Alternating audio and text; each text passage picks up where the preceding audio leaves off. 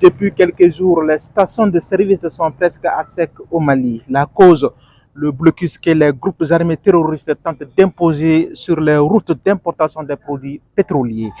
Face à la situation, les autorités de Bamako sont montées au front et se battent farouchement contre les assaillants. Elles assurent que les perturbations observées dans l'approvisionnement en carburant sont temporaires et devraient se régler dans les prochains jours. À Bamako, trouver de l'essence est devenu un parcours de combattants. Dans les stations-service, d'interminables files d'attente. Pour avoir quelques litres, il faut s'armer de patience. Aujourd'hui, pour avoir de carburant, il m'a fallu me lever à 6 heures du matin pour aller faire le fil dans les stations qui étaient proches de chez nous. C'est environ 9 heures que j'ai eu ce que je voulais. Donc j'ai dû patienter 3 heures de temps pour avoir 2000 francs d'essence pour ma moto. Pour ce journaliste qui suit la situation de près, il n'y a qu'une seule solution, lever le blocus. Et pour cela, il interpelle les autorités.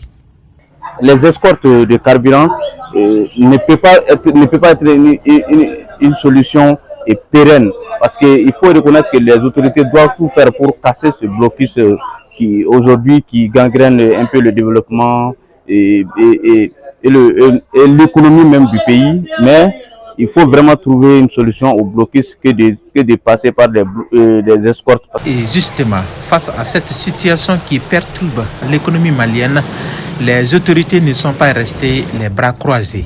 Lors d'un point de presse à Bamako, elles ont présenté les actions engagées pour rétablir la distribution du carburant sur l'ensemble du territoire.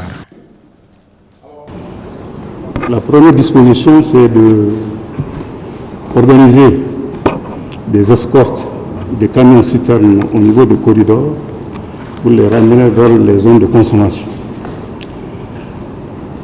La deuxième mesure, c'est de mettre en place des équipes qui seront composées des services techniques pour veiller au niveau des stations au respect officiel des prix. Deuxièmement, de constater physiquement la présence des stocks d'hydrocarbures au niveau des stations. Et troisièmement, d'organiser la distribution. Les autorités maliennes appellent les consommateurs à la patience et à la responsabilité, assurant que la situation est suivie en temps réel et que toutes les dispositions sont prises pour un retour progressif à la normale dans les jours à venir. C'était Bourima Solo à Bamako pour Nouvelle Aube.